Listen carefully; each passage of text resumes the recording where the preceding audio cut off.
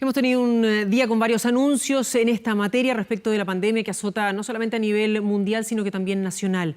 Llevamos 2 días en los que sumamos más de 1000 contagios diarios, nuevos casos diarios. El Ministerio de Salud ha anunciado medidas también nuevas por lo mismo. Queremos analizar este panorama y para eso hemos invitado a la exministra de Salud, Elia Molina, que nos acompaña a esta hora. Exministra, muchas gracias por este contacto. A ver, partir preguntándole por lo que veíamos recién.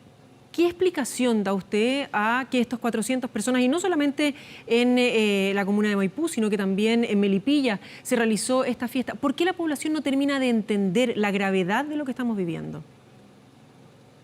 Buenas noches, Carolina. Buenas noches. Usted se refiere a un acto que realmente es repudiable.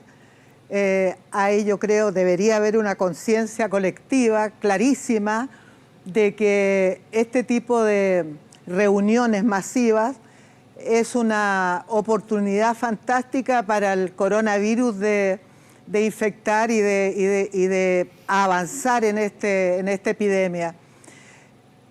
Si uno tuviera que pensar en los factores que están influyendo, que la gente joven no se sienta parte del proceso de cuidarse, creo que nos prende como una luz roja en el sentido de cómo tenemos que hacer las comunicaciones.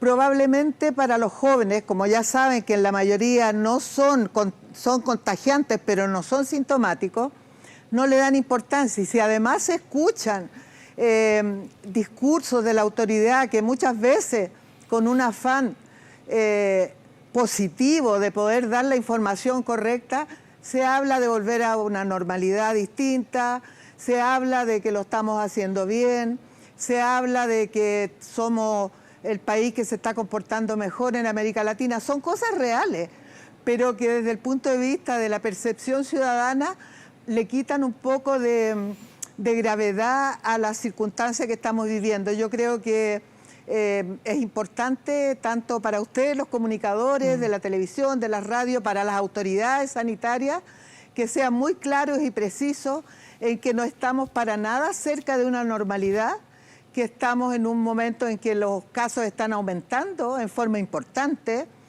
que se viene el frío, se vienen otras infecciones respiratorias y que es cuando más tenemos que preocuparnos del aislamiento social, que al fin de cuentas en una epidemia como esta, donde no hay vacuna, donde no hay tratamiento, la única real forma de parar esto es el aislamiento social y el autocuidado.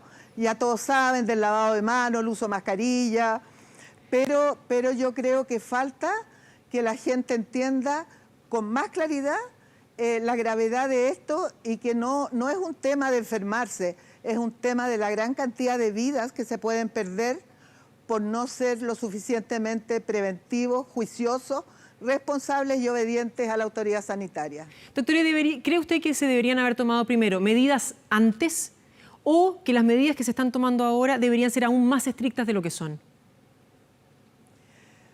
Bueno, mire, la salud pública por esencia es anticipatoria. En salud pública uno debe anticiparse a los hechos y no reaccionar a los hechos.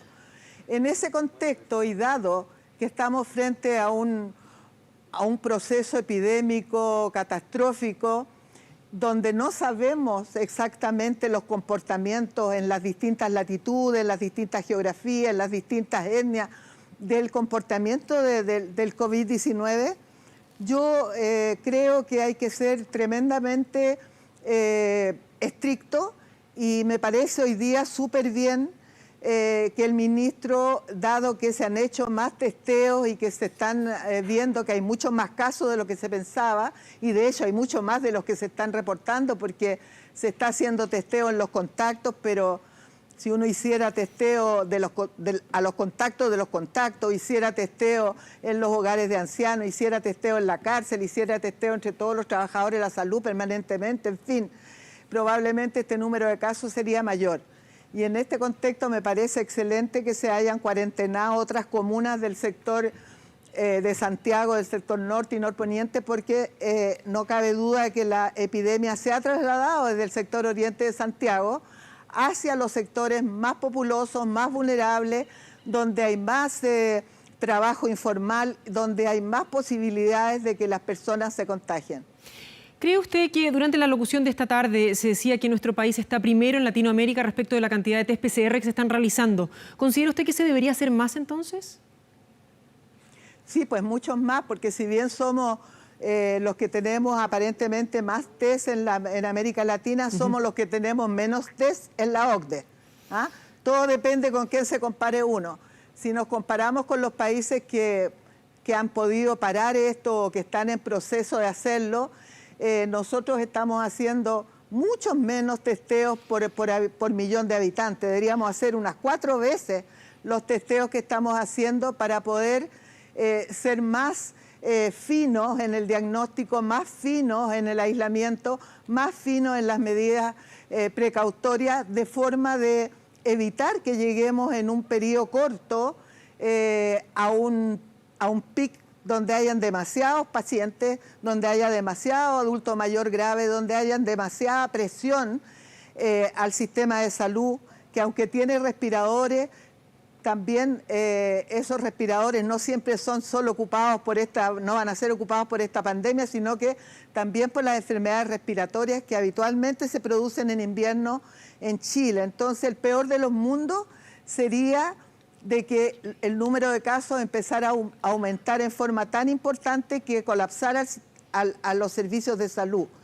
Y en ese contexto creo que tenemos que ser súper cuidadosos y usar todas las herramientas que tenemos. Y esas herramientas incluyen fundamentalmente a los sistemas de salud que están en los municipios, donde están los centros de salud familiar, donde está un equipo de salud con mucho conocimiento, con mucha experiencia, que conoce la comunidad, que conoce dónde están los focos de mayor hacinamiento, de mayor vulnerabilidad, donde se concentran adultos mayores. Y los alcaldes deberían ser parte de la toma de decisión y saber, porque hoy día escuchaba yo en la televisión a un alcalde de los que se cuarentenaron, quien él se enteró, nadie le comunicó, y creo que ahí hay un área que debería tener un amplio desarrollo, que es incorporar a los alcaldes en las estrategias, porque es difícil, por ejemplo, que un Ministerio de Economía pueda solucionar los problemas de falta de alimentos, de insumos básicos para la vida. Eso lo sabe el alcalde, eso se sabe en los municipios, ahí se conoce la realidad. Me gustó mucho la intervención del alcalde Alessandri, creo que él hizo una fotografía muy ampliada de lo que pasa en todos los municipios, del estrés que tiene el municipio, pero también me dio mucho gusto que él podía hablar con el presidente, podía hablar con el ministro. Ojalá todos los alcaldes pudieran tener el mismo acceso a las autoridades para poder ser parte y para poder poner toda su competencia y todo su conocimiento de la realidad al servicio de frenar esta pandemia. Elia Molina, exministra de Salud, muchísimas gracias por haber conversado con nosotros a esta hora. Buenas noches. Gracias a ti, Carolina. Muchas gracias. Buenas noches. Chao, buenas noches.